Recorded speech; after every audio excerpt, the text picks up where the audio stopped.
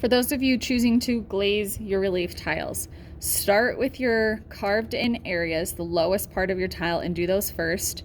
Then do your flat areas and then glaze your high relief on here. The reason why you start a little bit lower is a technique where you can glaze into your spaces and then wipe the top surface if you go outside the lines.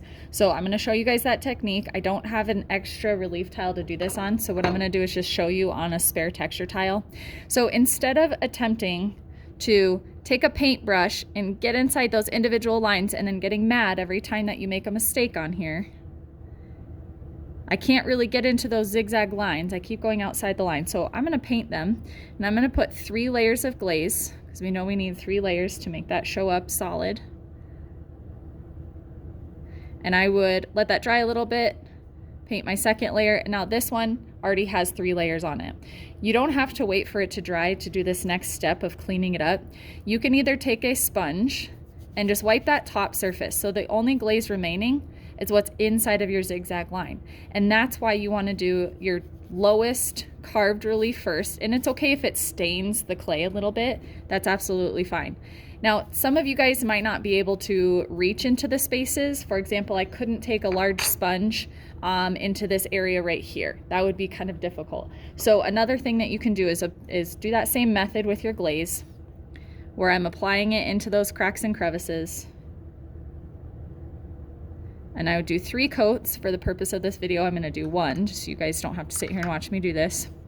Okay, I can also do the same method with a paintbrush. So if I can't reach it with a sponge, it takes a little bit longer with a paintbrush because you kind of have to scrub, rinse out with nice clean water. So sometimes I take this over to the sink rather than using the dirty water from my bucket on my table. But I'm just going to scrub that out a little bit and continue that process until it clears out that top layer and just exposes that lower level. At that point, I would have my flat relief. I could choose my second glaze color, and you do have to be a little bit more intentional when you're painting that layer. And then your highest relief should be your easiest relief to paint. Make sure that when you guys are painting, you decide what you want to do with the sides of your relief as well. Don't forget about those. We don't just paint the top surfaces. So for this one, I would probably decide to take the color that's from the carved area and paint it here as well. It'd be a little bit easier. And in that case, I could paint it all the way up and then just wipe this top layer if I end up having any of the glaze come up over the top. Always remember to have 3 layers. As far as color choices, they're up to you. You need at least 2 colors. I would recommend 3 colors, and you can use analogous colors just like we did with our oil pastels and our India ink, or you can use the colors of your choice.